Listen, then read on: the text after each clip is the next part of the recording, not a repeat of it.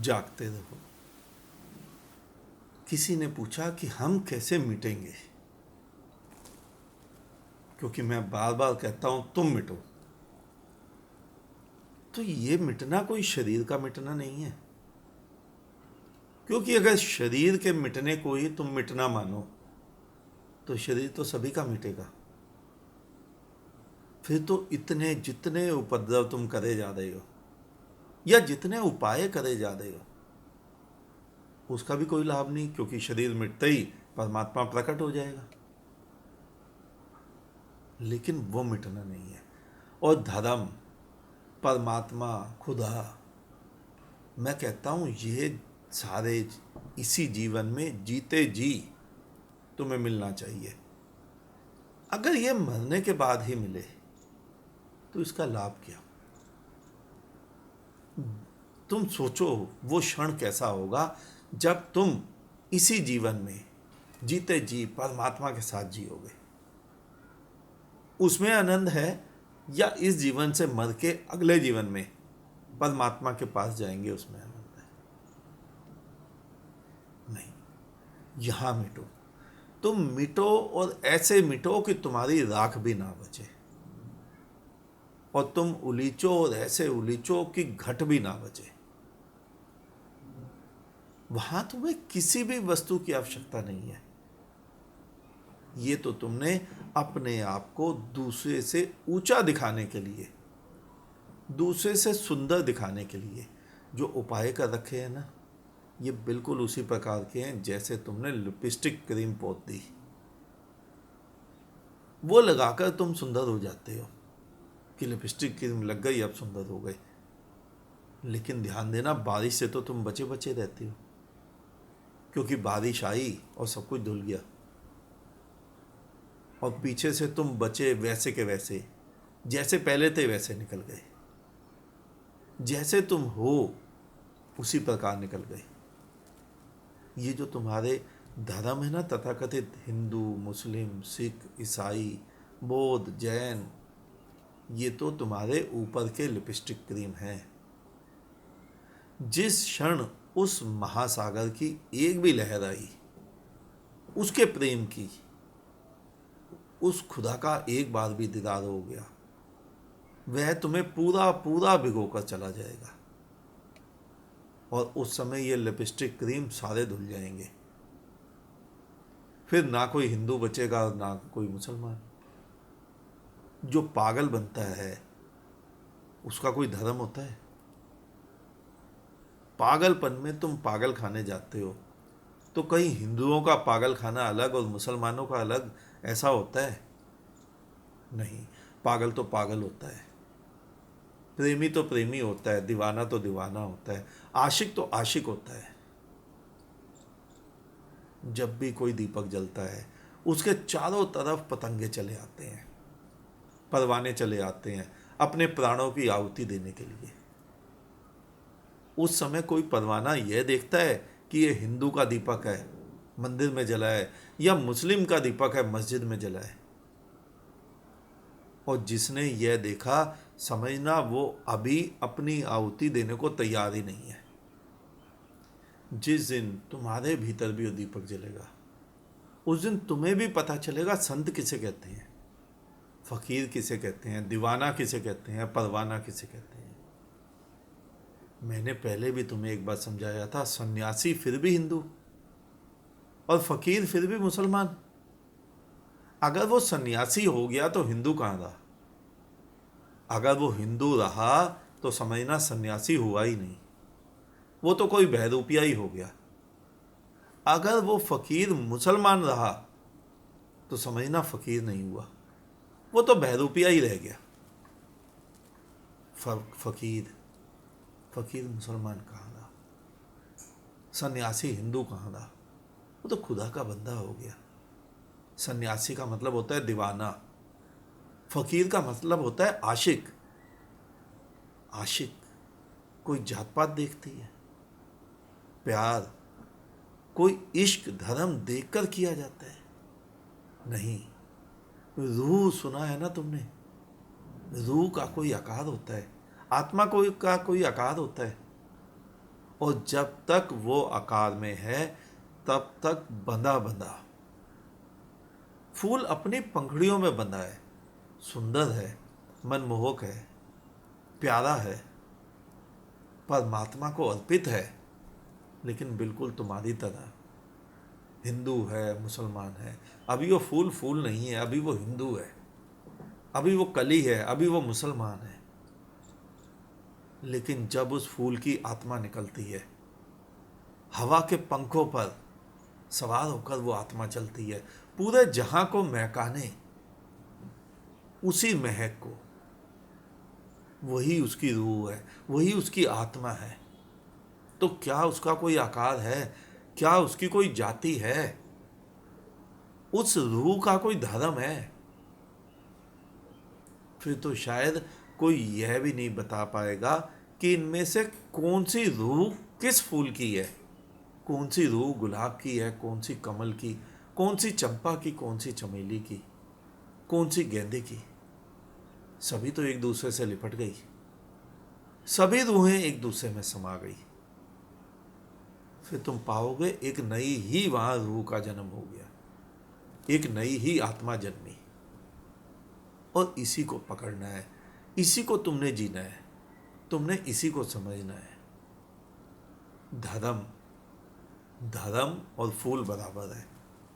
और उस धार्मिकता की सुगंध, उस फूल की सुगंध सारे बंधन तोड़कर चली पिया मिलन को। मैं तुम्हें वहीं पहुंचाना चाहता हूं। इसीलिए तो मैं ना हिंदू की बात करता हूं, ना मुसलमान की। मैं इनको धर्म नहीं मानता, ना हिंदू धर्म, ना मुसलमान, ना सिख, ना ईसाई। मैं कहता हूं इनसे ऊपर उठकर जो दीवाना हो गया, जो पागल हो गया, जो आशिक हो गया, जो मस्ताना हो गया, वही तो धार्मिक है। सुगंध, सुगंध को, अपने उस प्रेम की सुगंध को हवा की लहरों पर बहने दो। फूलों की चार दीवारी से बाहर निकलना ही होगा अगर तुम्हें उसका दीदार करना है। तभी तो बहेगी तुम्हारे प्रेम की गंगा और हिलोरे लेगी। हिंदुत्व, इस्लाम, इनकी कंदराओं से बाहर निकलना होगा। इन कंदराओं में कुछ भी नहीं होगा। दिन रात प्रार्थनाएं करो और तुम किए भी तो जा रहे हो। घंटियां बजाओ और तुम बजाए जा रहे हो। नमाजें पढ़ो और तुम पढ़े जा रहे हो। लेकिन वो कहाँ है जिसकी बात तुम करते हो? और जिसको वो मिल जाता है वो पहले को भूल जाता है। फिर ना नमाज आती है। फिर सुना है ना तुमने, ना नमाज आती है मुझको, ना वजू आता है, पर जिधर देखूं उधर तू ही तू नजर आता है। उसकी बात करो, उस अल्लाह की बात करो। इन कंधराओं से बाहर निकलो। जिस दिन तुम इन बंधनों से ऊपर उठ जाते हो, उस दिन तुम्हारा प्रेम अपनी परिशुद्धि में स्वतः ही प्रकट हो जाता है। उस दिन तुम्हारे दिल की गहराइयों में से जो प्रेम की आह निकलती है, वो फिर वहीं तक जाती है। ऊपरी ऊपरी पूजा, मंदिर मस्जिद की पूजा, वो है जो तुम करते, कि तुम संबंध बनाने की कोशिश कर रहे हो उससे। ये ऊपरी ऊपरी पूजा है। ये अभी शिष्टाचार है, ये अभी आदर सत्कार है कि तू अल्लाह बहुत ऊपर, हम बहुत नीचे, परमात्मा बहुत बड़ा, हम बहुत छोटे। यहाँ अभी तक स्वागत सत्कार है, अभी तक फॉर्मेलिटीज बची हैं। लेकिन प्रेम, आंतरिक प्रेम, परमात्मा से प्रेम, वहाँ कैसा शिष्टाचार, वहाँ कैसी फॉर्मेलिटीज। वहाँ तो दो ही हैं। और ये भी कहना ठीक नहीं होगा कि दो ही हैं, वहाँ एक ही अकेला है।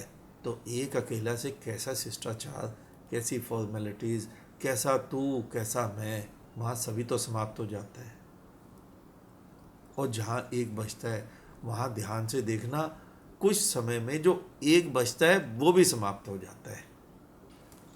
क्योंकि मैं और तू दो थोड़े ही होते हैं, वो तो एक ही हैं। सिक्के के दो पहलू हैं।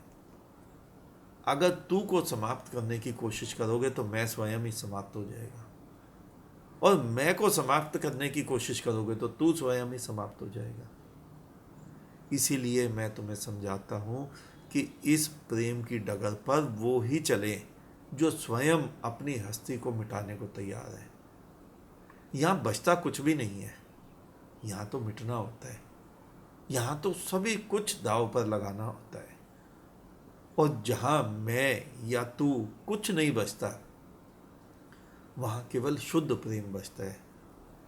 ना मैं ना तू, केवल प्रेम, केवल आशिकी, आशिक नहीं आशिकी, केवल दीवानगी, दीवाना नहीं दीवानगी। दीवाना भी नहीं बचता, दीवानगी बचती है। पागल भी नहीं बचता, केवल पागलपन बचता है। फूल भी नहीं बचता, केवल सुगंध बचती है। ध्यान से देखना, यही है गंगा स्नान, और यही है सारे तीर्थ, और यही है वो परमात्मा जिसे तुम पागलों की भांति ढूंढे जा रहे हो, और यही है वो ईश्वर जिसे तुम मंदिरों में खोजे जा रहे हो, और यही है वो खुदा जिसे तुम मस्जिदों में खोजे जा रहे हो। तुम मिटो, और ऐसे मिटो कि तुम्हारी राख भी ना बचे, तभी तुम समझना तुम मिटे। अन्यथा तुम क्या करते हो, तुम थोड़े थोड़े मिटते हो और थोड़े थोड़े बचते हो, और इन थोड़े थोड़े मिटने में, थोड़े थोड़े बचने में तुम उसे पा ही नहीं सकते, तुम उस तक पहुंच ही नहीं सकते। तुम उसे बार बार पकड़ के भी खो देते हो। तुम अपने को उलीचो, और ऐसे उलीचो कि खाली घट भी ना बचे। तुम बरसो, और ऐसे बरसो कि मेघ भी ना बचे। बस वही तुम उसे पाओगे, वहीं पर तुम देखोगे वो वहीं खड़ा है, नाचता हुआ, झूमता हुआ, मद मस्त ठुमकता हुआ तुम्हें मिलेगा। दोनों हाथ फैलाए अपने आगोश में समेटने को वो तुम्हें मिलेगा। एक बार कोई दीवाना तुम्हें मिल जाए, कहीं कोई संत मिल जाए तुम्हें, कहीं कोई फकीर मिल जाए तुम्हें, तुम्हारे भीतर भी वो एक आग लगा देगा, एक चिंगारी लगा देगा। फिर उस चिंगारी से तुम्हारी देह भी नहीं झूमेगी, तुम्हारे भीतर की आत्मा, तुम्हारे प्राण सभी कुछ झूम उठोगे, और उसी आग में तुम धू धू करके जल उठोगे, सभी नाच उठोगे, उसमें गा उठोगे। बस इसी का नाम होता है सत्संग, और इसी का नाम होता है संतों का संग। तुम मिटो, तुम मिटते नहीं। तुम लाल कपड़े वाले को या टोपी वाले को संत फकीर समझ लेते हो, यहीं तुम चूक कर जाते हो। ये तुम जो सोचते हो कि लाल कपड़े वाले महात्मा के संग को तुम साधु संग कहते हो, सत्संग कहते हो, धर्म का समागम कहते हो, भूल में हो। अगर वही संग होता तो तुम पलटे क्यों नहीं, तुम जले क्यों नहीं, तुम मिटे क्यों नहीं। ढूंढो किसी दीवाने को, ढूंढो किसी परवाने को, ढूंढो किसी पागल को, और हो जाओ उसी भांति, उसी की मस्ती में पागल। फिर मिट जाओगे तुम, और बह जाओगे तुम, समा जाओगे उस परमात्मा की बाहों में। बन जाने दो बूंद को समुद्र, लहरों को करने दो अटकेलियां सागर के ऊपर। तुम अपनी वीणा के तारों को उसकी तार से मिला दो, फिर वो तार छेड़ेगा और तुम बजोगे। वो बांसुरी फूकेगा और तुम्हारे भीतर से संगीत फूटेगा, और वो गीत गाएगा और तुम नाचोगे। बस इतना सा ही तो करना है। तुम मिटो, और ऐसे मिटो कि राख भी ना बचे, और तुम उलीचो, और ऐसे उलीचो कि घट भी ना बचे। आज इतना ही, शेष किसी और दिन। अंत में तुम्हारे भीतर बैठे परमात्मा को मेरा नमन। तुम सभी जागो, जागते रहो।